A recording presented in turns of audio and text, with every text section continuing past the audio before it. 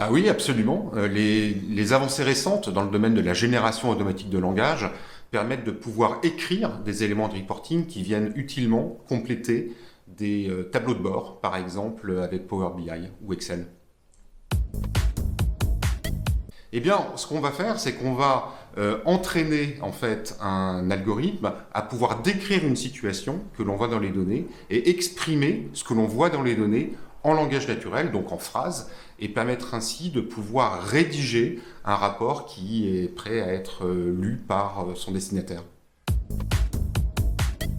Non, alors bien sûr, on peut paramétrer l'outil de reporting pour aller exprimer une tendance, mais de manière plus fine, on va pouvoir faire de l'analyse de données sur le chemin et pouvoir décrire quels sont les facteurs qui contribuent à la progression ou au contraire à la diminution d'un indicateur clé.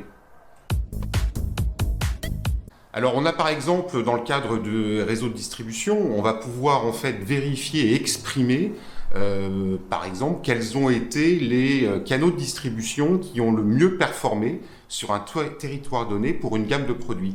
Par exemple, exprimer que c'est à travers le réseau de la grande distribution que l'on a vu au mois de novembre la famille des vins et spiritueux par exemple progresser le plus dans le portefeuille produit. Eh bien en fait, on avait une pratique qui consistait à ce que quelqu'un fasse le commentaire d'une situation de business, un peu in situ. Et là, on va pouvoir en fait rendre ce commentaire de situation disponible à la demande. Donc le dirigeant peut, par exemple, sur son téléphone portable, avoir en permanence à sa main un commentaire qui est actualisé en temps réel.